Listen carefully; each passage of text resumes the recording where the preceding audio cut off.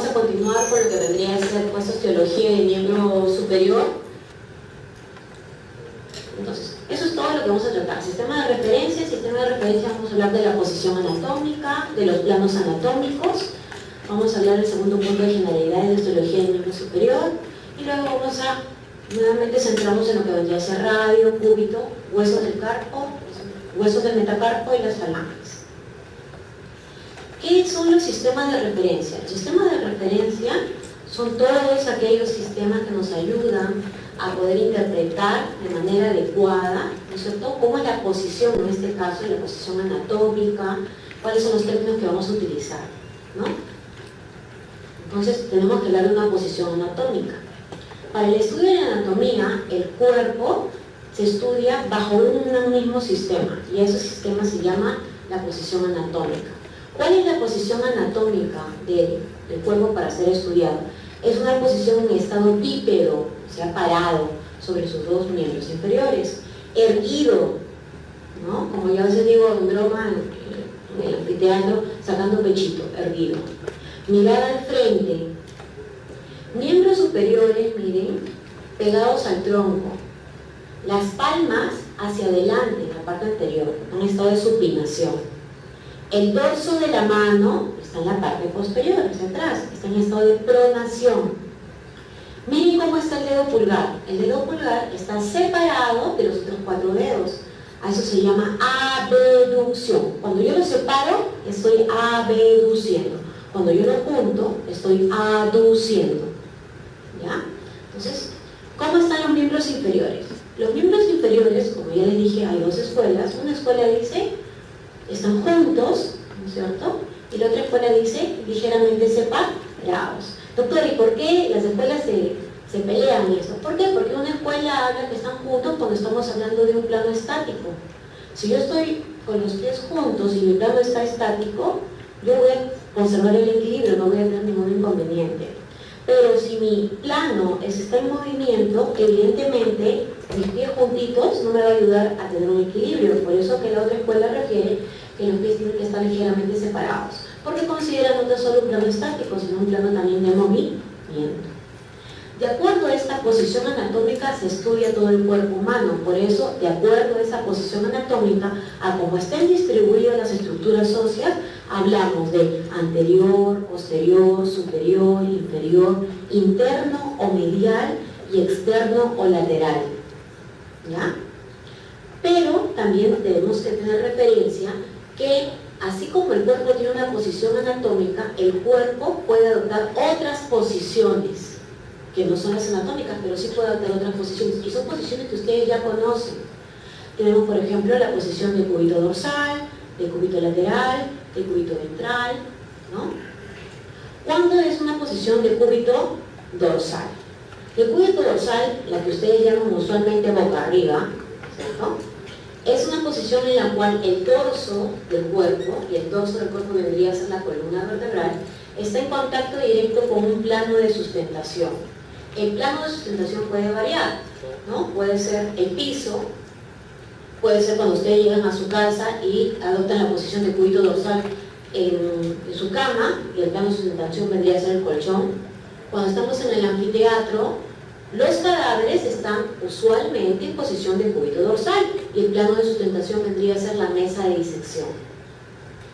Pero, ¿cuándo es la posición de cúbito ventral? El cúbito ventral quiere decir que el vientre, que no es otra cosa que la cara anterior de la pared anterior del abdomen, está en contacto directo con el plano de sustentación. Entonces, por eso decimos que el sujeto está en decúbito ventral. En el anfiteatro, cuando vamos a estudiar los músculos del tronco, los músculos que están en la espalda, ¿cierto?, tenemos que poner necesariamente al cadáver en decúbito ventral. Otra posición que puede adoptar el cuerpo también es decúbito lateral derecho, decúbito lateral izquierdo. ¿Qué quiere decir decúbito lateral? Que la mitad del cuerpo, ya sea la del lado derecho o la del lado izquierdo, está en contacto directo con el plano de sustentación. Entonces, ahí tenemos, ¿hay otras posiciones que puede adoptar el cuerpo humano? Sí, hay otras posiciones que puede adoptar el cuerpo humano, y a medida que ustedes van avanzando en la carrera van a ir viendo. Por ejemplo, tenemos la posición Trendelenburg, que es una posición en la cual los miembros inferiores están mucho más elevados que el tronco y la cabeza. Hay otras posiciones, sí. Tenemos Fowler, semi-Fowler, que es cuando el paciente está semisentado a 30 grados, a 45 grados, dependiendo de la patología de la cual está padeciendo el paciente. Tenemos que adoptar otra posición. Esas son las posiciones del cuerpo, pero para el estudio de la anatomía tan solo hay una sola posición anatómica. Listo. De acuerdo a esa posición anatómica, nosotros trazamos planos anatómicos. Esos planos anatómicos son planos de referencia. Entonces acá tenemos al sujeto en posición anatómica y vamos a trazar, usualmente son tres planos los principales, por así decirlo. Uno es el plano sagital, ¿ya? Que es el de celeste. Otro es el plano coronal, que está en color verde. Y otro es el plano transversal o horizontal, que está en color rosado. Vamos a verlo uno por uno. Plano sagital. El plano sagital es cuando el sujeto está en posición anatómica y el plano lo atraviesa de adelante a atrás, en el punto medio, en la mitad. Por eso se dice que este plano sagital divide al ser humano, al cuerpo, en dos mitades simétricamente iguales. Una mitad derecha y una mitad izquierda. Ahí hablamos de simetría. ¿Podemos trazar planos paralelos al plano sagital? Sí, se pueden trazar planos paralelos al plano sagital. Y usualmente, vamos a ir viendo más adelante, que esos planos paralelos al plano sagital tienen nombre propio. Si yo me pusiera ahorita en posición anatómica y me pasa el plano sagital, tengo dos en mi cuerpo, ¿cierto? Uno derecho y uno izquierdo. Pero ¿puedo trazar líneas paralelas a ese plano? Sí. Una línea, un plano vendría a ser la línea medio clavicular derecha o la medio clavicular izquierda, ¿no? Son paralelas. Pero ahí, hablando de esos planos parasagitales, no hablaríamos ya de simetría, porque ahí no hay simetría, tan solo en el plano sagital. Otro plano que tenemos es el plano coronal o frontal. ¿Por qué se le dice coronal o frontal? Porque es un plano que atraviesa el cuerpo de arriba a abajo y justo a nivel, ¿no?, del borde superior del hueso frontal. Este huesito que está acá, en la parte anterior de nuestro cráneo, es el frontal. El hueso frontal tiene un borde superior, ¿no? Yo lo comparo mucho cuando las chicas usan vincha. Justo la vincha está a la altura del borde superior del hueso frontal. Entonces el plano lo atraviesa, ¿no?, y divide el cuerpo en dos mitades, una mitad anterior y una mitad posterior. Ahí no hablamos de simetría, es asimétrico. No es lo mismo en la parte anterior que en la parte posterior. Un tercer plano es el plano transversal u horizontal. El plano transversal u horizontal es un plano que podemos trazar en diferentes niveles del cuerpo y siempre va a dividir el cuerpo en dos mitades asimétricas, una mitad superior y una mitad inferior. Por ejemplo, acá tenemos este plano, el que está en rosado, ¿no?, que está a nivel uniendo las espinas ilíacas antero-superiores. Trazo un plano ahí. Pero yo puedo trazar otro plano transversal horizontal. Por ejemplo, a nivel uniendo los dos acromios, el acromion derecho e izquierdo, línea biacromial, brazo superior e inferior. O puedo trazarlo a nivel de los bordes costales, ¿no?, línea subcostal, superior e inferior. Pero al final, siempre este plano transversal o horizontal lo va a dividir en dos partes asimétricas, que vendría a ser superior e inferior. Entonces, el plano sagital divide el cuerpo en dos, derecha e izquierda. ¿Hay simetría o no hay simetría? Sí. El plano horizontal o transversal divide el cuerpo en dos. ¿Hay simetría? No. ¿Cómo se llaman esas dos divisiones? Superior e inferior. Y el plano coronal o frontal, ¿no es cierto?, divide el cuerpo también en dos. ¿Hay simetría? No. ¿Y cómo se llama? Bueno, hablando de generalidades de osteología del miembro superior, que ya se ha iniciado en la clase anterior. La osteología del miembro superior, ¿no?, la estudiamos de la siguiente manera. En primer lugar, recuerden que los huesos son estructuras tridimensionales, ¿no? Al ser estructuras tridimensionales, tienen tres dimensiones: longitud, ancho y espesor. Y estos huesos están clasificados que ya se les está haciendo un recordar, dicen huesos largos, huesos planos y huesos cortos. Incluso hay algunas literaturas que hablan de huesos irregulares también. En el caso del miembro superior, nosotros hablamos de cintura escapular. La cintura escapular está formada por dos estructuras óseas, la clavícula y el omóplato o escápula. Recuerden que la clavícula es un hueso largo y el omóplato o escápula es un hueso plano. A nivel del brazo, tenemos una sola estructura ósea que vendría a ser el húmero, que es un hueso largo también. A nivel del antebrazo, tenemos dos estructuras óseas que son huesos largos. Hacia afuera, ¿no?, que vendría a ser externo o lateral, vendría a ser el radio, y en la parte interna o medial vendría a ser el cúbito. Y luego en la mano tenemos los huesos del carpo, los metacarpianos y las falanges. Los huesos del carpo son 8 huesos y son huesos cortos. Los metacarpianos son huesos largos, son 5 huesos. Y las falanges, tenemos 3 falanges por cada dedo, a excepción del dedo pulgar que tiene 2, y también son huesos largos. Recordando lo que ya hicieron en la clase pasada, ¿no es cierto?, se habló de lo que vendría a ser, en primer lugar, la clavícula, ¿no es cierto? Ahora vamos a ver que si se acuerdan o no se acuerdan. La clavícula es un hueso largo, es un hueso par, es un hueso que tenía ¿cuántas caras? 2 caras. Una cara superior que es lisa y convexa, una cara inferior que era rugosa. ¿Rugosa por qué? Se inserta el músculo subclavio y también los ligamentos trapezoide y conoide. Y hay un canal para la arteria subclavia, ¿no es cierto? Tenía también 2 bordes, un borde anterior y un borde posterior. Pero el borde anterior tenía, en los 2 tercios internos eran convexos. ¿Qué es convexo? Es enlomado, prominente. ¿Qué es cóncavo? Es excavado, nada más. Entonces, en el borde anterior de la clavícula, los 2 tercios internos son convexos y ahí se inserta el músculo pectoral mayor. En el tercio externo, que es cóncavo, se inserta el músculo deltoides. En el borde posterior de esta clavícula, en los 2 tercios internos es cóncavo, es al revés, cóncavo. Y ahí se inserta el músculo esternocleidomastoideo. Y en este mismo borde posterior, pero el tercio externo, donde es convexo, se inserta el músculo trapecio. ¿Ya? Luego teníamos que la clavícula tenía 2 extremos, ¿no? Un extremo interno, que como o medial, o también external, porque está en relación con el esternón, ¿no es cierto? Y este extremo se va a articular con el esternón. Va a haber una clase de articulaciones, ¿ya? Pero vamos adelantando un poquito, a ver, para que ya vayan entrando en la línea. Esta articulación entre el esternón y la clavícula se llama articulación externo-clavicular. Y es una articulación diartrósica, encaje recíproco, ¿ya?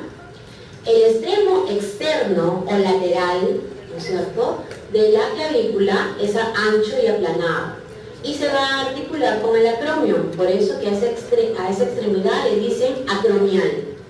Y ahí va a haber otra articulación, la articulación acromio-clavicular, que es una diartrósica, artrodia o plana, es lo mismo, ¿ya? Listo. Luego ya tenemos, que también ustedes han estudiado, el omóplato o escápula, que es un hueso también plano, es un hueso par, que es un hueso que tenía 2 caras, 3 bordes, 3 ángulos, ¿no es cierto? Y luego también han repasado lo que vendría a ser el húmero, que es un hueso largo, un hueso que tiene una diáfisis, 2 epífisis, epífisis proximal, epífisis distal. Y ya con el doctor Guamán han estudiado todos esos huesitos. Ya, recordando, a ver. Este es un número derecho, ¿no es cierto? ¿Qué estructura es esta? Ese es el troquíter, ¿no es cierto? Pero ahí está señalando el punto de inserción de un músculo. ¿De qué músculo? El músculo supraespinoso, ¿cierto? Luego tenemos acá. ¿Quién es este? Ese es el troquín. ¿Quién se inserta allí? El músculo subescapular. Muy bien. Luego, ¿no es cierto?, tenemos acá. ¿Eso qué cosa es? Deltoides. ¿Ah? Deltoides. En realidad, entre el troquín y el troquíter hay un canal, o denominada corredera bicipital. Se llama canal o corredera bicipital porque pasa el tendón del bíceps braquial, pero de la porción larga del bíceps braquial, ¿eh? Pero esta corredera tiene un labio. En algunos autores dicen labio anterior, en otros autores dicen labio externo, o en otros autores dicen labio lateral. Es lo mismo. Y así, en ese labio externo o anterior o lateral, ahí se inserta el músculo pectoral mayor. Muy bien. Luego vamos a tener un intersticio, el fondo de la corredera bicipital. Se va a insertar el músculo dorsal ancho. Y luego tenemos lo que vendría a ser el labio posterior o labio interno o medial de la corredera bicipital, y ahí se va a insertar otro músculo, el músculo redondo mayor. Listo. También en la diáfisis del húmero, nosotros les han señalado a ustedes que en la cara externa, en la proyección de la cara externa entre el tercio superior y el tercio medio, hay una estructura, una impresión que vendría a ser la B deltoidea. Recuerden que esta B deltoidea o impresión deltoidea, en el labio superior se inserta el músculo deltoides y en el labio inferior se inserta el músculo braquial anterior. ¿Ya? Entonces aquí tenemos el deltoides, ¿no?, en el labio superior de la B deltoidea, y luego vamos a tener hacia abajo el músculo braquial anterior.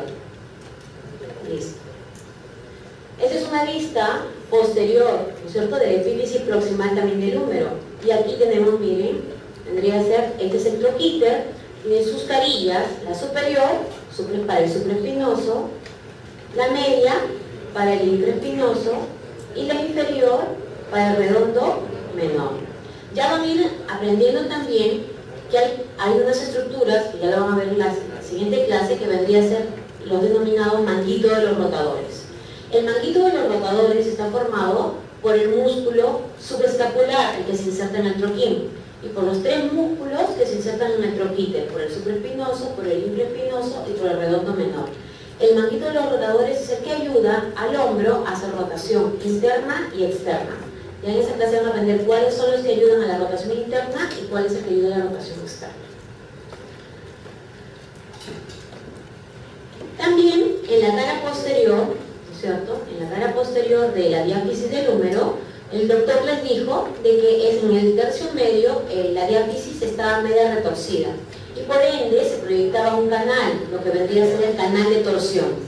Recuerden que el contenido del canal de torsión viene a ser la arteria braquial o humeral profunda, que es lo mismo, ¿ya?, el nervio radial y su vena satélite. Algunos autores lo toman como vena satélite simplemente, y otros autores dicen vena humeral o braquial profunda, el mismo nombre igual, ¿ya?, pero es lo mismo. Ahora, este canal de torsión tiene un labio superior y tiene un labio inferior. Acá está, labio superior y labio inferior. En el labio superior se inserta el músculo vasto externo o vasto lateral, es lo mismo, del tríceps braquial. Y en el labio inferior se inserta el músculo vasto interno o vasto medial del tríceps braquial. ¿Por qué? Cuando hablamos del músculo tríceps braquial, son tres porciones que lo conforman. Uno es la porción larga del tríceps braquial, que ya les han hablado a ustedes, que viene desde la tuberosidad infraglenoidea, y luego se junta con el vasto externo o lateral y con el vasto interno o medial. Los tres recién conforman el músculo tríceps braquial. Listo. El epífisis distal del húmero, ¿no es cierto?, teníamos, a ver, ¿qué se inserta ahí? ¿Ah? Músculo braquial. ¿Braquial qué? Braquial anterior. Luego, en la epífisis misma, bueno, casi ya llegando al epífisis, este es el borde, ¿se acuerdan? Este es el borde externo o lateral, el húmero. Se insertaban dos músculos. Uno, el músculo supinador largo, ¿no?, y debajo de el músculo primer radial externo, ¿ya? Luego teníamos esta zona de acá, este es el epicóndilo, para los músculos epicondilios. Y luego, ¿no?, el origen de los músculos extensores, que son los epicondilios. Y luego tenemos en el número 5, que vendría a ser el punto para la inserción de los músculos epitroncleares. Usualmente, ¿no?, los músculos epitroncleares son los flexores, son los músculos que son en la región anterior del antebrazo. Y los epicondilios son los extensores, pero también hay dos epicondilios que están en la región externa o lateral del antebrazo, que son epicondilios, ¿ya? También. Luego vamos a tener acá, ¿no es cierto? Esto vendría a ser la epitróclea y esto, perdón, la tróclea y el cóndilo, ¿no? Ahora ustedes me van a decir, seguramente, doctora, ¿y por qué tanto epitróclea, epicóndilo, tróclea? ¿Por qué? Uno, la parte de la epífisis distal del húmero, tenemos la parte de lo que vendría a ser la epitróclea y el epicóndilo, la parte que se insertan músculos en esas zonas, hay círculos arteriales. Hay un círculo arterial que se llama epitroclear y hay un círculo arterial que se llama epicondilio. Entonces, por eso es importante recordar. O sea, aparte de esa zona de que hay el punto de inserción de varios músculos, también es un punto de reparo para los círculos arteriales a ese nivel. En la parte posterior también, en la vista posterior del epífisis distal, ¿no? Tenemos acá el vasto interno, ¿no es cierto?, del tríceps. Acá tendría que ser esto. ¿Ah? El origen de los músculos flexores, los epitrocleares, ¿no? Igual acá poner los epicondilios, ¿no? Y ahí a ese nivel va a estar el ancodio, el punto de inserción del ancodio. Listo. Ya. Pues ya recordando eso, vamos a entrar en sí en la clase. Tenemos que hablar de los huesos del antebrazo. Para hablar de los huesos del antebrazo tenemos que decir que son dos, ¿no? Son el cúbito y el radio. El radio está hacia afuera o lateral y el cúbito es hacia adentro o medial. Ambos huesos son huesos largos, son huesos pares, son huesos que tienen la forma de un prisma triangular, quiere decir que van a tener tres caras, tres bordes, ¿ya? Pero el detalle es que entre ambos huesitos, ¿no es cierto?, que conforman el antebrazo, hay una estructura que los une. Esa estructura es denominada la membrana interósea. Y esa membrana interósea vamos a ver, ¿no es cierto?, que va a formar un tipo también de articulación, que ya la vamos a ver en su respectivo momento, ¿ya? Quiere decir que hay tres articulaciones entre el cúbito y el radio. Una proximal, una distal y una intermedia o media, ¿ya? Después vamos a ir viendo. Hablamos del radio. El radio es un hueso largo, es un hueso par, es un hueso, ¿no es cierto?, que como todo hueso largo va a tener una diáfisis o cuerpo y va a tener dos epífisis, una epífisis proximal y una epífisis distal. Y evidentemente va a tener características en cada región. ¿Cuántas caras va a tener lo que vendría a ser el radio? El radio, ya les he dicho, si es un prisma triangular, va a tener tres caras, tres bordes y dos extremidades. Caras, una cara anterior, una cara posterior y una cara lateral. Bordes, un borde medial o borde interóseo, ¿no?, un borde anterior, un borde posterior. Y extremos o epífisis, una proximal y una distal, ¿no es cierto? Entonces veamos acá. Acá está el radio, vamos a ver la diáfisis del radio. Tenemos en primer lugar los bordes. Este de aquí, que estoy señalando con la línea punteada celeste, vendría a ser el borde. ¿Qué borde? Este es el borde interno o medial o interóseo. Ahora, ustedes se preguntarán, doctora, ¿y usted cómo sabe? Capaz me está mintiendo y ese no es el borde. ¿Por qué? Miren, la puntita del radio, esta de acá, se llama la apófisis estiloides del radio, siempre va hacia afuera. Entonces lo opuesto vendría a ser mi borde interno o medial o interóseo. Entonces lo opuesto de este borde interno, medial o interóseo vendría a ser mi borde externo, ¿no es cierto? O anterior, para algunos también lo llaman, igual, externo o anterior. Y hacia atrás tengo mi borde posterior.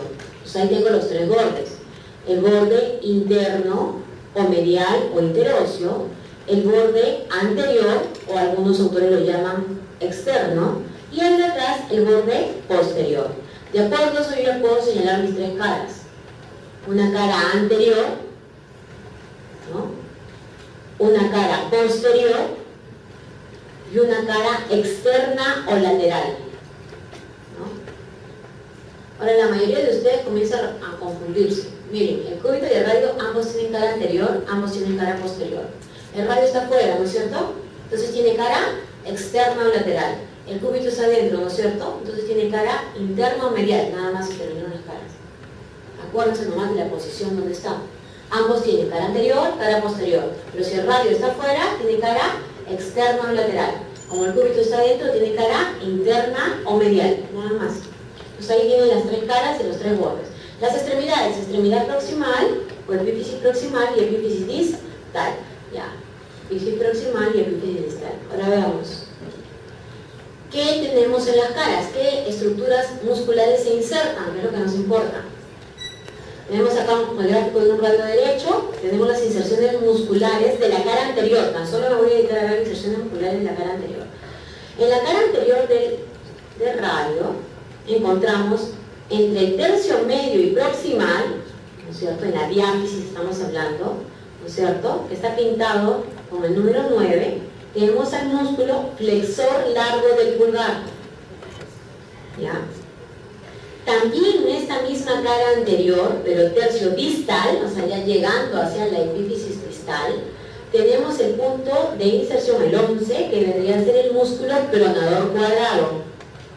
¿Ya? O sea, en la cara anterior de radio tenemos dos músculos. Uno, el músculo flexor largo del pulgar, y otro, el músculo pronador cuadrado. Listo. ¿Qué tenemos ahora, ¿no es cierto?, en la cara posterior? ¿Qué estructuras musculares se insertan en la cara posterior del radio? En la cara posterior del radio tenemos, entonces en la cara posterior, toda esta de acá, porque esta también es el lateral, tenemos la inserción del músculo supinador corto.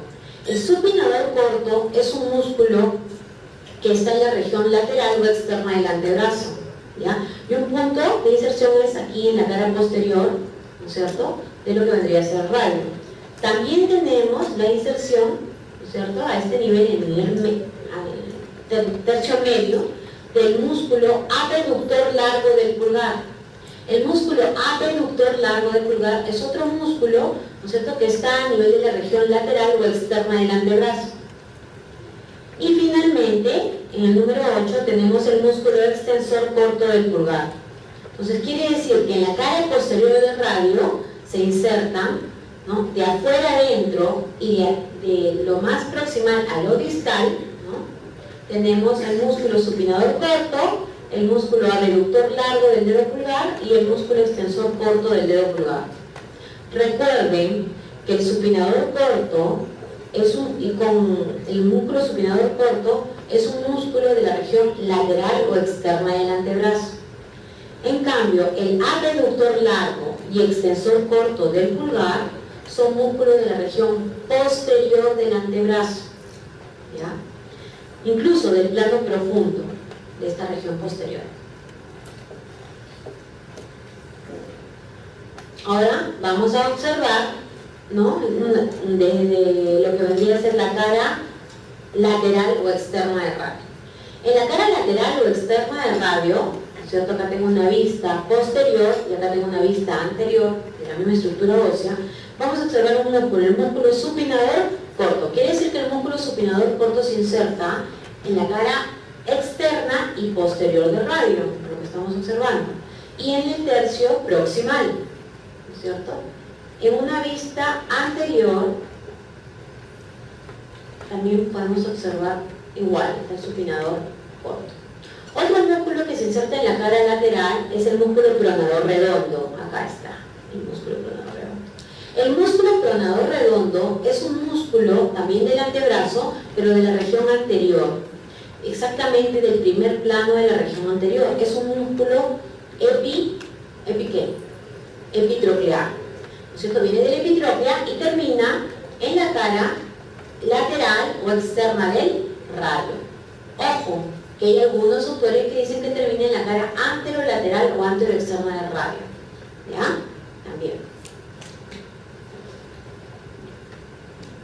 Y luego también tenemos en una vista en la cara lateral, ¿no es cierto?, podemos observar que algunos autores hacen referencia de que al lado del 9, acá que vendría a ser el músculo flexor largo del pulgar que habíamos hablado, ¿no es cierto?, pero en la cara lateral del radio, ¿no?, toman como punto de referencia la inserción del músculo flexor común superficial de los dedos en una porción radial, aunque a veces hay mucha discusión en ese aspecto, porque el músculo flexor común superficial de los dedos más lo consideran un músculo epitroclear, como es superficial, ¿no? Como que ambas escuelas discuten eso, pero hay que referenciarlo, ¿no?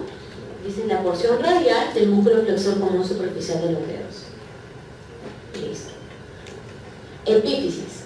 Epífisis proximal. La epífisis proximal del radio tiene la cabeza del radio y alberga una estructura redondeada, cóncava, que tiene una circunferencia aproximadamente de un diámetro promedio de 1 centímetro. A esa estructura se llama cúpula radial. Y debajo de esa cúpula radial vamos a encontrar una estructura un poco más estrecha que vendría a ser el cuello del radio. Debajo del cuello del radio vamos a encontrar una estructura voluminosa que tiene diferentes nombres, pero al final es el mismo. Se llama tuberosidad radial o tuberosidad bicipital. Si se llama tuberosidad radial es porque es la tuberosidad del radio. Y cuando lo llaman tuberosidad bicipital es porque ya le está diciendo que hay un músculo que se va a insertar ahí, que es el músculo bíceps braquial. Acostúmbrense a poner el nombre completo, porque en el cuerpo hay 3 bíceps: braquial, sural y crural. Y si ustedes en el examen ponen bíceps, está incompleto. Pero doctora, ¿estamos en el miembro superior? No, tiene que ser completo. Entonces es músculo bíceps braquial. Listo. Epífisis distal. El epífisis distal, ¿no? Algunos autores refieren que tiene la forma de un cubo. Si yo hago un corte del epífisis distal del radio, voy a tener que va a tener una cara superior, una cara anterior, ¿cierto? Una cara inferior, que vendría a ser el número 3, una cara posterior, una cara lateral y una cara medial. Pero hay 2 detalles acá importantes, o hasta 3 detalles. Uno, en la cara, ¿no es cierto?, inferior, ¿no?, va a haber unas cavidades, ¿no es cierto?, unas superficies articulares. ¿Por qué? Porque esta parte, esta cara inferior del epífisis distal del radio se va a articular con los huesos del carpo, con los de la primera línea, con el escafoides y semilunar. La articulación se va a llamar radiocarpiana. El tipo de articulación va a ser una diartrósica condilia.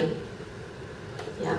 Otro detalle importante en esta cara inferior es que vamos a ubicar una apófisis, es la apófisis estiloides del radio. ¿Y por qué es importante mi apófisis estiloides del radio? Porque allí se inserta un músculo, el músculo supinador largo. ¿Y por qué es importante? Y por qué estoy recalcando como 2 o 3 veces al supinador largo. Porque el supinador largo va a formar una estructura que se llama el canal del pulso. El canal del pulso va a tener como contenido a la arteria radial, y es donde tomamos el pulso radial. ¿Ya? En la cara medial de este epífisis distal vamos a encontrar una cavidad sigmoidea. Esta cavidad sigmoidea va a albergar, ¿no es cierto?, una faceta articular para que se articule el cúbito. Y va a ser la articulación radiocubital o cúbito radial distal, que es una diartrósica también, pero es una diartrósica trocoide. Después vamos a ver, hay una clase especial sobre que les estoy adelantando, para que vayan chequeando. Listo.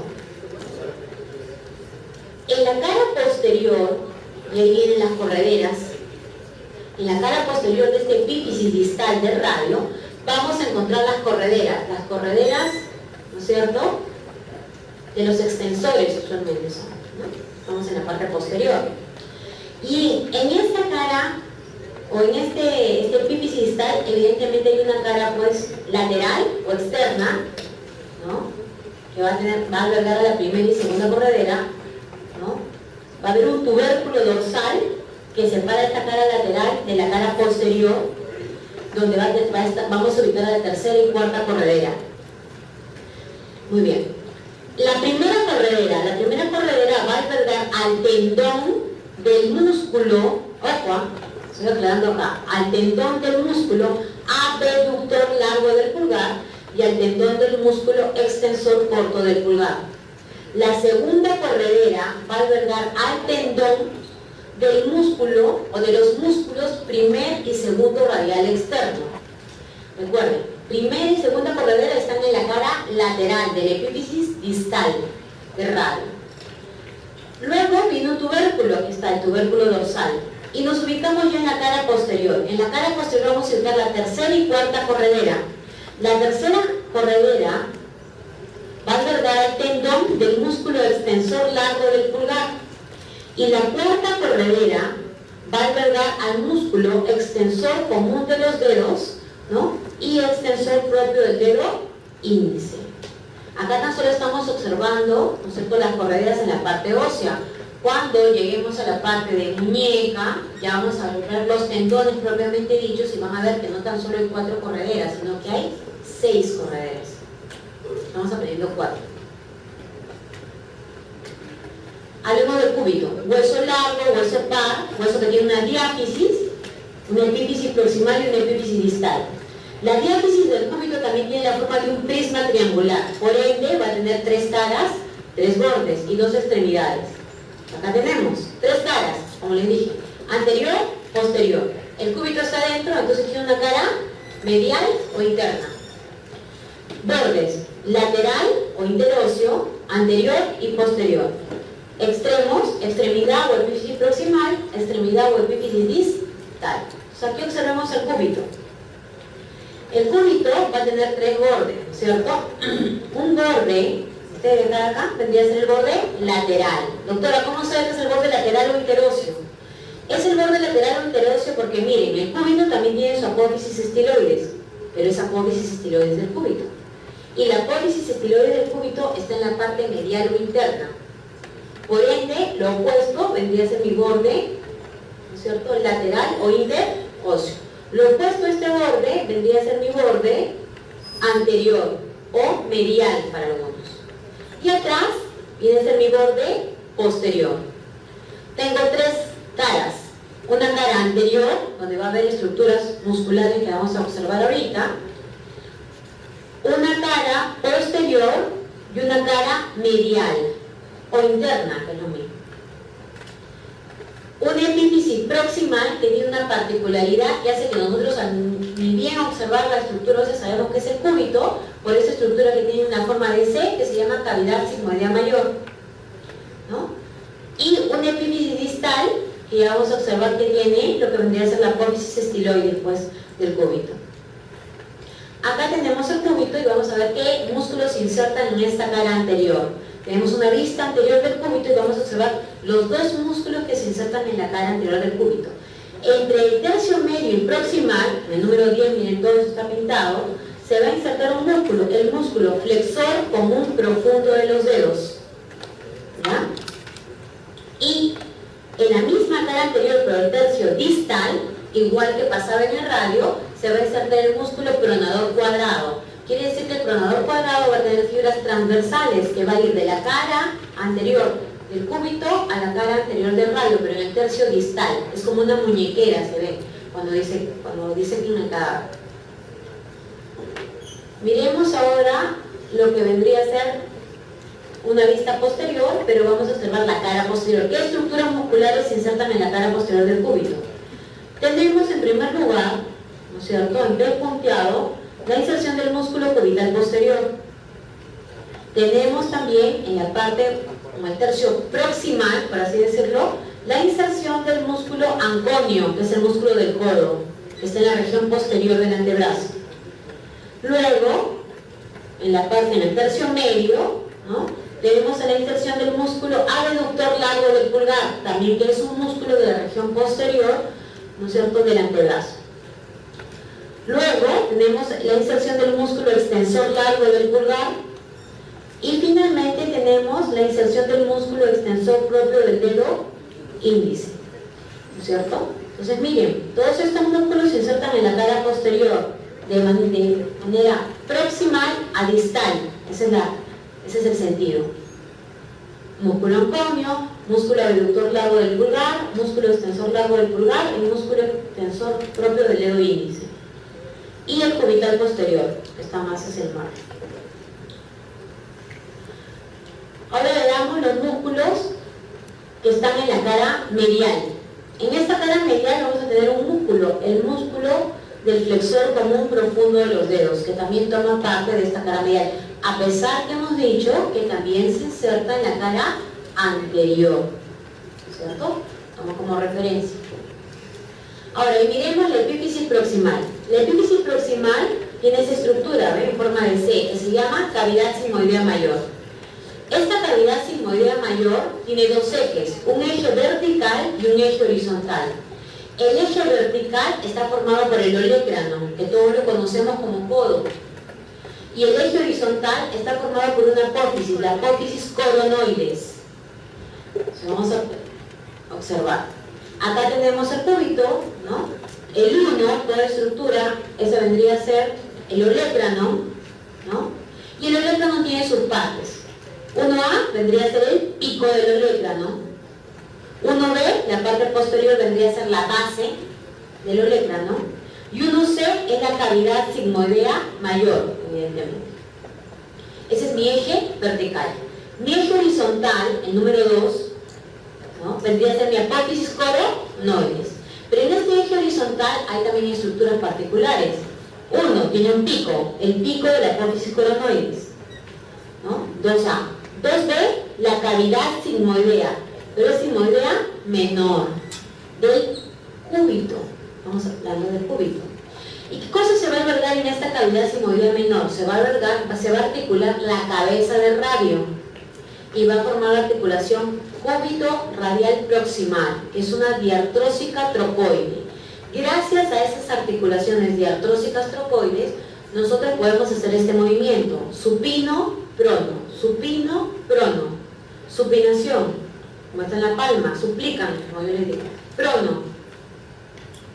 ¿Ya? Entonces, ese movimiento, ¿no?, es gracias a la articulación diartrósica trocoide, y esa articulación está dada entre el cúbito y el radio proximal y el cúbito y el radio distal. Son dos articulaciones que ayudan a ese movimiento. Y luego tenemos la tuberosidad cubital, a este nivel. También a este nivel de la apófisis coronoides, acá les he puesto con unas estrellitas, no se olvide que es el punto de origen del músculo supinador corto. También se hace mención a este nivel que también es un punto de inserción del músculo pronador redondo. También hay algunos autores que mencionan, por si acaso, a nivel de la apófisis coronoides o subcoronoidea, ahí lo mencionan.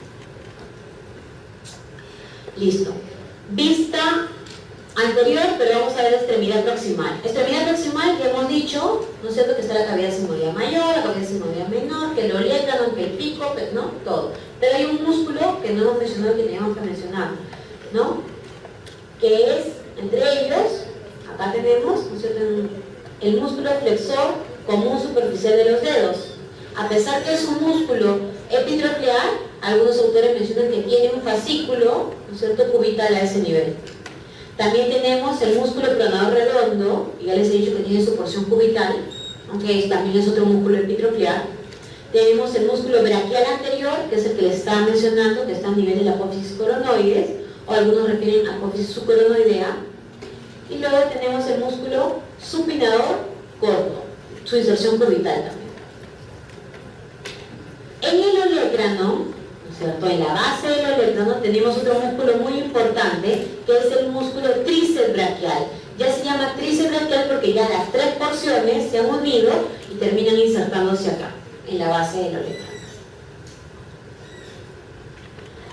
El epífisis distal, ¿no es cierto?, que es mucho más, menos voluminosa que la epífisis proximal del cúbito, ¿no? Tenemos una superficie articular, una A, que es la que me va a servir para que se articule con el radio, ¿no?, con la cabeza del radio, y hay una apófisis, la apófisis estiloide, la apófisis estiloide es del cúbito.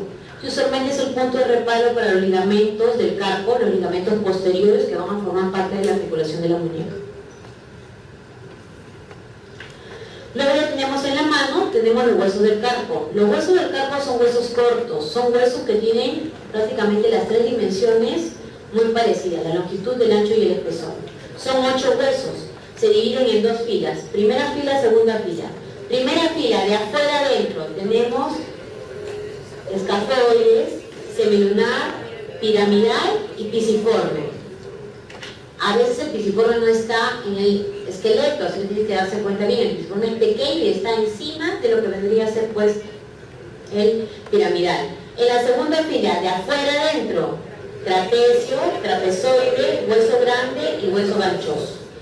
Estos huesos van a tener carillas articulares para articularse evidentemente con los huesos que están a cada uno de los lados. Usualmente la articulación entre ellos es diartrósica artroidea o de superficies planas. Luego tenemos los metacarpianos, son huesos largos. Tenemos 5 metacarpianos, uno para cada, correspondiente a cada dedo se podría decir. Estos huesos metacarpianos son huesos largos que tienen una diáfisis y 2 epífisis, epífisis proximal y epífisis distal. Los metacarpianos tienen la forma de un prisma triangular también. Tienen un borde anterior, un borde lateral o externo y un borde medial o interno. Por ello tiene 3 caras: externa, interna y posterior. ¿A qué hueso se parece? De todo lo que hemos estudiado. Al húmero, es igualito que el húmero. Es como un húmero pero pequeñito nada más. Ya tiene las mismas características. Epífisis proximal y epífisis distal, ¿no? La base es lo que se denomina la epífisis proximal y la cabeza es lo que se denomina la epífisis distal. Luego ya tenemos las falanges. Las falanges también son huesos largos. Son huesos que tienen la forma de un hemicilindro, una cara anterior discretamente cóncava, una cara posterior convexa, un borde externo o lateral y un borde interno o medial, ¿no? Usualmente decimos primera falange, segunda falange, tercera falange, o falange proximal, falange media, falange distal. Antiguamente también se decía, estoy chequeando los libros, van a ver falange, falangina, falangeta. ¿Ya? También lo van a encontrar así. Todos los dedos de la mano tienen nombre propio, ¿ya? Porque ustedes dicen primer dedo, segundo dedo, no. En la mano tiene nombre propio: pulgar, índice, medio, anular y meñique. Gordo, no. El gordo está en el pie, ¿ya? Ustedes a veces ponen músculo del gordo. El gordo está en el pie. El dedo gordo, primer dedo del pie. Este es el dedo pulgar, ¿ya? Este es el dedo meñique, no es el dedo pequeño. El dedo pequeño también está en el pie, es el quinto dedo del pie, ¿ya? ¿Saben que alguno ahí le hayan hecho algún trasplante? Bueno, podríamos aceptar, ¿ya? Pero no, pues no, ya he chequeado ya. No les han hecho. Recuerden, cada uno de los dedos tiene 3 falanges, exceptuando el pulgar, que tiene proximal y distal. Muy bien, ahora, ¿qué músculos se insertan acá? Ya vamos a ir viendo, pero van a ir aprendiendo que las falanges se insertan en las medias, se insertan los tendones del flexor común superficial de los dedos de la mano. Y en las distales se insertan los tendones del flexor común profundo de los dedos de la mano, porque el profundo perfora al tendón del flexor común superficial y llega hasta la falange distal. Eso es en la cara anterior o ventral de esas falanges, porque en la cara posterior o dorsal evidentemente que van a llegar los tendones de los músculos extensores, del extensor común de los dedos y de los extensores propios que tiene cada dedo, como el índice, como el meñique y como el pulgar, porque el pulgar, si se dan cuenta, tiene sus propios tendones, sus propios músculos. Por ende también va a tener su propia irrigación, tiene sus propias arterias y sus propias venas. ¿Ya? Listo. Hasta ahí en la clase, chicos. Gracias.